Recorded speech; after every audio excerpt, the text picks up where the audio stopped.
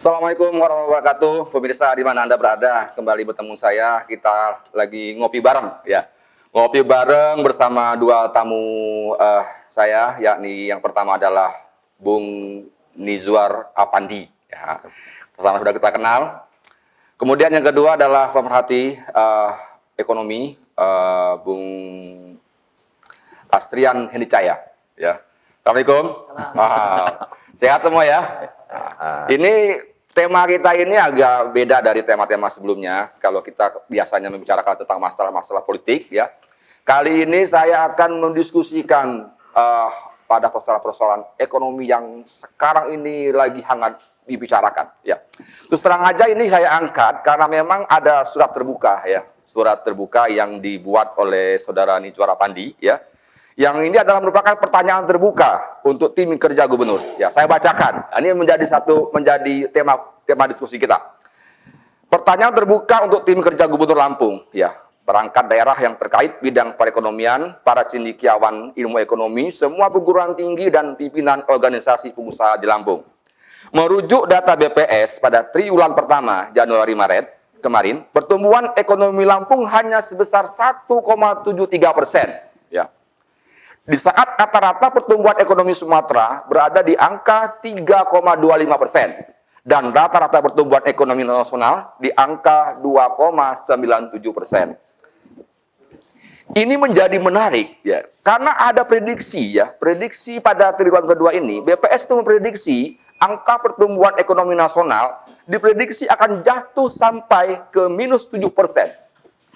Bayangkan ya. Kalau prediksi ini kemudian perolehan pertumbuhan ekonomi Lampung merujuk pada pencapaian pada pertumbuhan ekonomi triwulan pertama, maka apakah Lampung akan tetap mengikuti tren pertumbuhan yang sama seperti tren nasional pada triwulan kedua ini? Jika iya, akan sedalam apa pertumbuhan ekonomi Lampung?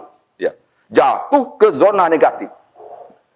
Ya, ini kalau misalnya minus 7, berarti mestinya Lampung bisa minus jauh di bawah itu. Nah, kemudian yang ketiga, jika tidak, adakah tanda-tanda yang bisa dijanjikan indikator bahwa pada triwulan ini pertumbuhan ekonomi Lampung tidak lagi akan berada di bawah rata-rata Sumatera dan rata-rata nasional. Nah, ini juga akan kita bicarakan ya. Kemudian yang keempat, sudahkah diketahui faktor-faktor penyebab utama yang mengakibatkan pertumbuhan ekonomi Lampung mengalami tekanan sedemikian kerasnya sehingga jatuh di bawah rata-rata Sumatera dan nasional? 5. Jika sudah diketahui, mohon kiranya dapat dipublikasikan agar publik mudah memahami mengapa pertumbuhan ekonomi Lampung sejak awal tahun 2020 ini menjadi lebih buruk dari rata-rata provinsi lain di Sumatera dan di Indonesia. Padahal, pada pencapaian tahun-tahun sebelumnya tidak seburuk ini. Nah, bukankah obat yang tepat hanya bisa diberikan jika kita telah mengetahui penyakit yang diderita? Jadi diskusi ini ingin berusaha untuk mencari apa yang menjadi penyebabnya. Dan mudah-mudahan kalaupun nanti akan menemukan obatnya, ya alhamdulillah. Keenam, sudah adakah action plan, ya, rencana yang disiapkan atau mungkin sudah dijalankan oleh pemerintah daerah, baik sendiri maupun bersama-sama, untuk menahan laju pertumbuhan ekonomi Lampung agar tidak lebih terpuruk? Ya. Jika rencana aksi itu sudah ada, mohon berkenan untuk dipublikasikan, agar publik tahu, sehingga tidak menimbulkan kegelisahan di kalangan para pengusaha. Ya. 7 pertanyaan di atas sesungguhnya adalah pertanyaan-pertanyaan mendasar yang selayaknya ya, juga harus kita tanyakan kepada pemangku kebijakan ini. Ya. Karena ini menyangkut kepentingan kita bersama. Nah ini Bung Apan, ya. Bung Astrian, diskusi kita seputaran itu. Tapi memang ya, ada hal yang menurut saya juga sangat mencemaskan. Ya. Kalau tren ini kita mengikuti pada tren perolehan yang kemarin, waduh, dalam banget. Dalamnya bukan dalam lagi, ya. Ini akan menjadi terdalam dalam sejarah, Ya. Dalam sejarah Indonesia, Ya. Dan juga dalam sejarah Lampung. Betul. Bahaya sekali. Bisa minus 8%, minus 7%. Nah, ya tentu kita tidak berharap seperti itu. Ya. Nah, coba saya ingin dulu memulai dari Bung Apan. Apa yang menjadi satu kegelisahan Bung Apan ya sehingga memunculkan ini? Iya, jadi gini Bang, saya pelaku usaha juga, ya. Saya ada usaha developer, saya juga ada pengolahan pasir silika juga. Nah, semua itu sejak awal tahun itu bukan melambat lagi, tapi betul-betul Macet. berhenti. Wah, Ya. stop. Ya, karena saya developer pasar. Ya, kemudian pasar adalah tempat produk segala macam. Jadi saya banyak bertanya, banyak ini. Ya, semua memang anjlok. Semua memang anjlok. Hal itu kemudian saya ya coba deh kita lihat-lihat data-data yang ada di BPS, di BI, di apa gitu. Walaupun saya sebetulnya tidak dari disiplin ilmu ekonomi ya. Dulu tahu ngomong ekonomi dikit-dikit juga ya belajarnya sama Pak Asrian juga waktu kita di kampus kan. Nah, terus begitu kita lihat ya memang, dan itu udah pernah saya tulis juga sebelum saya mengajukan pertanyaan terbuka itu. Memang nilai tukar petani kita hari ini luar biasa, anjlok ya. Jadi kan rumusan sederhananya itu, nanti Kak Asrian bisa koreksi, kalau NTP di atas 100, petani untung, kalau mendekati 100, empas, kalau di bawah 100, rugi. Ya, atau kalau mau lebih sederhananya lagi, dengan NTP Lampung hari ini 91,56 atau kalau nggak salah ya, 91 itu berarti kalau kita pakai rasio itu ongkos produksi dia 100.000, penjualnya cuma dapat 91.000. Tekor kan ini kan tekor. Nah, itu menyebabkan mungkin ini.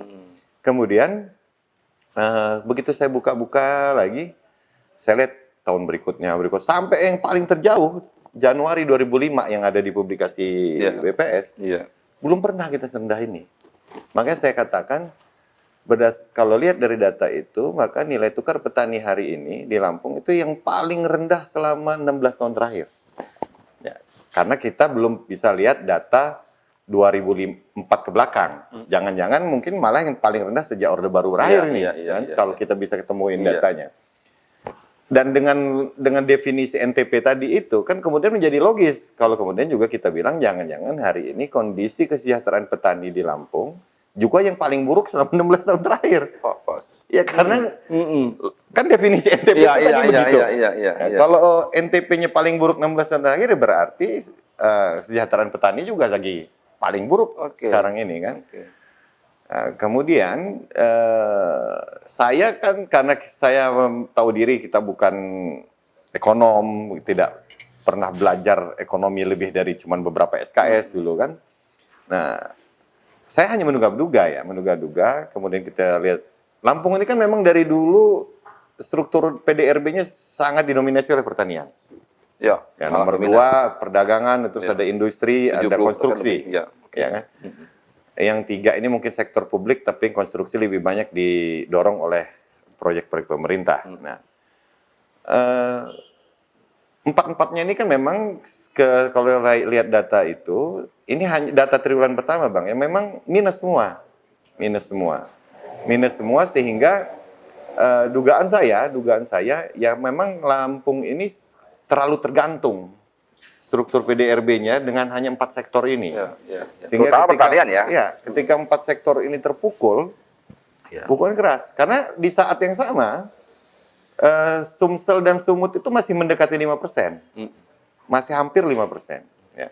Kemudian Sumbar, Bengkulu masih bisa hampir 4%. Ya kan?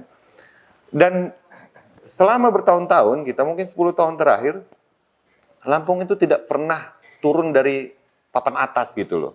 Di Sumatera ini. Tidak pernah turun dari papan atas. Kalau nggak nomor 1, nomor 2, nomor 3. Pokoknya berganti-ganti tempat itu dengan Sumsel lah. Oke, main Sumsel. Sumatera Barat sekali-sekali. Ya, sekali Sumatera Barat. Nah, ini baru pertama. Kita sampai jatuh nomor 8 ini kan. Nah, makanya, tapi mungkin nanti Kak Asrian atau Bang Anca juga bisa ini. Kira-kira apa? Kalau saya sih menduga yang paling terasa itu karena sektor pertanian kita anjlok banget dan PDRB kita didominasi oleh itu. Iya. Kalau misalnya kita mendalilkan ini karena COVID, kan yang lain juga COVID juga kan? COVID juga. Nggak ada itu yang saya bilang, nggak bisa semata-mata kemudian kita kambing hitamin, wah ini kan COVID. Karena COVID. Kalau ini COVID ya bareng dong, semua tiarap semua kita. Juga, Ini kalau ada yang tegak, ada yang tiarap, ini kan agak bingung kan. Kalau ini karena, ini kan kondisi global, kondisi nasional, harusnya rata dong. Ya kan, rata. Di perdagangan juga Kak Asrian, mungkin nanti Kak Asrian saya lihat apa kan ada saya sempat baca-baca kelihatan ada pemerintah daerah membangga-banggakan bahwa berapa bulan terakhir transaksi ini surplus banyak. Iya, betul. Surplus Ya, ekspor. saya kira belum Betul. tentu. Karena ketika industrinya ternyata PDRB-nya ininya menurun, menurut saya bisa jadi jangan-jangan impor bahan baku untuk industri yang ada di Lampung menurun. Jadi kegiatan industrinya akan menurun. Iya. Jadi impor itu tidak selalu bahwa kalau dia impor itu rendah kemudian baik. Kalau impor untuk Tinggi. konsumsi mungkin oke. Tapi kalau itu impor untuk barang bahan baku untuk industri, ya itu nggak buruk impor itu kan, karena kemudian ada proses produksi, kemudian ada nilai tambah dan kemudian bisa dijual lagi. Nah, itu sih dugaan-dugaan saya, Bang Asrian, apa yang menyebabkan ekonomi kita ini sekarang ini. Karena dari struktur dari neraca ekspor impornya juga saya lihat itu dulu biasanya itu didominasi, yang dominan di impor itu ada alat pokoknya ada mekanik apa gitu-gitu kan. Tapi kemudian bahan baku apa belakangan itu udah nggak ini. Ya, kalau data terakhir yang saya lihat itu yang dominan justru sekarang kalau bahan baku itu hanya tinggal gula rafinasi, gula dan kembang gula bahasanya itu kan. Kalau kopi kan banyak. Iya. Nggak, impornya Bang. Impor ya, artinya impor. bahan yang akan diolah lagi oleh industri. Iya. Hanya itu yang masih ini. Yang lainnya nggak ada kayaknya. Apa impor mesin, apa itu nggak ada. Jadi hanya gula, sama ada yang tetap stabil kelihatannya itu kalau di data itu saya lihat adalah ini Kak Asrian apa? Impor sapi. Impor sapi, iya. Impor sapi. Nah, itu aja. Kalau yang lain itu nggak ada. Nah itu makanya dugaan saya, teman kan kita nggak pernah tahu nih, pemerintah daerah nggak pernah sampaikan, teman-teman dinas perindustrian nggak pernah sampaikan. Gimana sih kondisi perindustrian sekarang ketika ini kan? Apa betul karena ini macet atau apa? Karena ini dampaknya besar dan kemudian itu berkait langsung pasti dengan pengangguran. Ya, nanti kita perdalam lagi itu. Pasti itu kan, pokoknya rentetannya itu. Berarti bahasa dulu nih, coba ini. Jadi kita nanti baru kita kupas lebih dalam, ini baru ini dulu nih. Permukaannya dulu. Iya. Jadi kalau kita lihat memang di triwulan pertama ini kita anjlok lah ya, untuk dari 5 jadi 1,73. Kalau kita lihat secara sektoral, kecuali pertanian dan pertambangan, sebenarnya masih tumbuh. Iya. Yang negatif itu adalah pertumbuhan negatif itu pertanian dan pertambangan. Ini yang memang menjadi apa istilahnya ya, anomali. Katakanlah gitu ya. Anomalinya ekonomi kita ini pertanian negatif di triwulan pertama ini. Pertambangan apa kita? Ya kalau kita kan sebenarnya Mas ya. Nggak juga. Ada kecil-kecil. Batu segala macam Lebih kepada Iya. penggalian. Kayaknya galian C. Galian C. Galian C. Masuk apa kelompok? Iya. Oke. Mungkin kita di penggaliannya itu. Iya. Nah, artinya di triwulan pertama ini itu di pertanian. Nah, kemarin ada konfirmasi sebenarnya. Ini yang perlu kita verifikasi. Karena konfirmasi dari statistik bahwa terjadi pergeseran musim. Yang harusnya panennya di triwulan berarti pertama. terjadi juga pergeseran panen ya. Oke.